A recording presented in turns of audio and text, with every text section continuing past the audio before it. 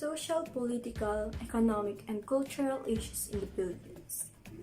Relating to society and the way people live together, the activities of the government, members of lawmaking organizations, or people who try to influence the way a country is governed, the system of trade and industry by the which of wealth of a country or region is made and used the way of life of a particular people. The evolution of the Philippines Constitution. 3 constitutions that effectively govern the country. Number 1, 1935 Commonwealth Constitution. Number 2, 1973 Constitution. And number 3, 1986 Freedom Constitution. In 1897, Constitution of Biak na Bato, the provisionary constitution of the Philippine Republic during the Philippine Revolution, promulgated by the Philippine Revolutionary Government on November 1, 1897. Borrowed from Cuba, written by Isabelo Artaco and Felix Ferrer in Spanish. The organs of the Constitution. Number 1, Supreme Council. Number 2, Consejo Supremo de Gracia y Justicia. Number 3, Asamblea de Representantes. The primary source. Preamble of the Biak na Bato Constitution. The separation of the Philippines from the Spanish monarchy and their formation into an independent state with its own government called the Philippine Republic has been the end sought by the revolution in the existing war. Began on the 24th of August, 1896, and therefore, in its name and by the power delegated by the Filipino people, interpreting faithfully their desires and ambitions, we, the representatives of the revolution, in a meeting of Biak na Bato, November 1st, 1897, and unanimously adopt the following articles of the Constitution of the state. Was it implemented? In 1899, Malola's Constitution, draft constitution by the selected commission of the elected Malolos Congress. Malolos Congress are composed of wealthy and educated men. September 17, 1898, approved on November 29, 1898, promulgated on January 21, 1899 by Aguinaldo, the political constitution of 1898, written in Spanish. 39 articles, divided into 14 titles, 8 of transitory provisions, and the final addition article. Patterned after the Spanish Constitution of 1812 and the French Constitution of 1793, Felipe Calderon, or the main author. Primary source. Preamble of the Political Constitution of 1899. We, the representatives of the Filipino people, lawfully convened in order to establish justice, provide for common defense, promote the general welfare, and ensure the benefits of liberty, imploring the aid of the sovereign legislator of the universe for the attainment of these ends. Have voted, decreed, and sanctioned the following political constitution. In 1899, Malola's Constitution, sovereignty retroverted to people. The people delegated governmental functions to civil servants. The 27 articles of Title IV detailed human rights and sovereignty of Filipinos. Title III, Article 5 declares that the state recognizes the freedom and equality of all beliefs. Title II, Article 4, 3 districts, legislative, executive, and judicial. Was it enforced? Philippine Organic Act of 1902.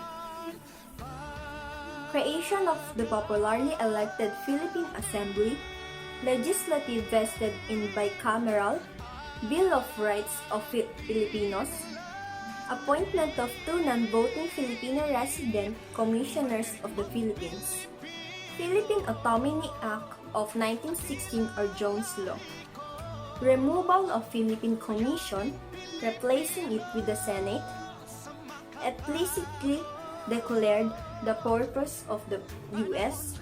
appointment of two non-voting Filipino resident commissioners of the Philippines. Herr Hawes Cutting Act 1932, Promise of Granting Filipinos Independence, Sergio Esmeña and Manuel Rojas, opposed by the Senate President Manuel L. Quezon, hence rejected. Tidings McDuffie Act 1934, Philippine Independence Act, provided authority and defined mechanisms for establishment of a formal constitution. Constitutional Convention members were elected. First meeting on July 30, 1934. Claro M. Recto, unanimously elected as president. In 1935, the Commonwealth Constitution, crafted to meet the approval of the United States government, to ensure that the U.S. would live up to its promise. Commonwealth of the Philippines, Transitional Administration, Unicameral National Assembly, amended in 1940 to have a bicameral Congress.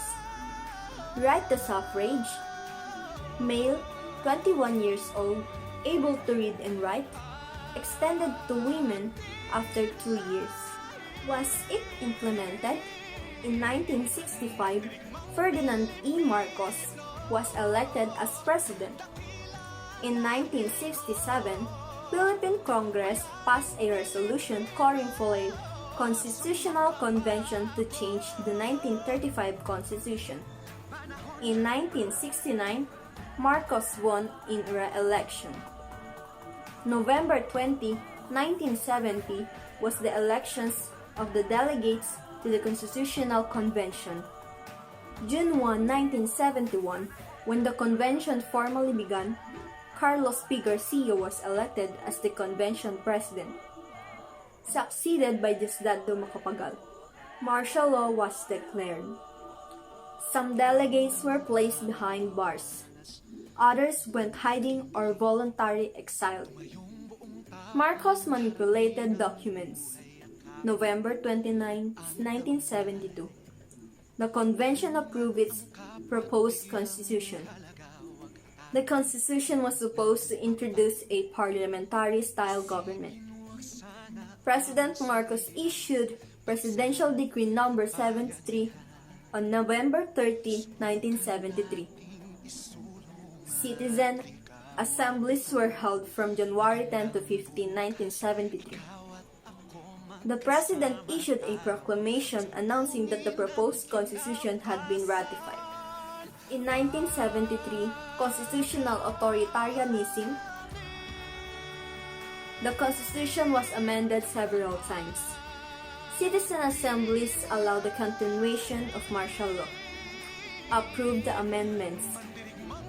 Interim Batasang Pambansa. President to become Prime Minister. In 1980, retirement age of judiciary members was extended to 70 years old. In 1981, Parliament changed to French style. In 1894, Executive Committee was abolished, position of Vice President restored. A way for the President to keep executive powers, abolish the Senate, never acted Parliament system to function as authoritarian president system. 1980s had been very turbulent. 1983, assassination of Benigno Ninoy Aquino Jr. Snap election full of widespread fraud. A small group of military rebels attempted to stage a coup, but failed. Triggered as a People Power Revolution of 1986. Marcoses fled into exile. Corazon Aquino was installed as president on February 25, 1986. President Corazon Aquino's government revert to 1935 Constitution. Retain the 1973 Constitution. Start anew. Truly reflective of the aspirations and ideals of the Filipino people. In 1986, proclaim a transitional constitution or freedom constitution to last for a year. Constitutional Commission drafted a permanent constitution. Constitutional Convention was created composed of 48 members. Keep the President in check. New Constitution adopted on February 2, 1987. 1987 Constitution after martial law. Begins with a preamble and 18 self-contained articles. Democratic Republican State. Sovereignty resides in the people and all government authority emanates from them. Executive, legislative, and judicial branches of the government. Established 3 independent constitutional commissions. Civil Service Commission, Commission on Elections, and Commission on Audit, Office of Ombudsman. Changing the Constitution. Article 17 of the 1987 Constitution provides for 3 ways by which the Constitution can be changed.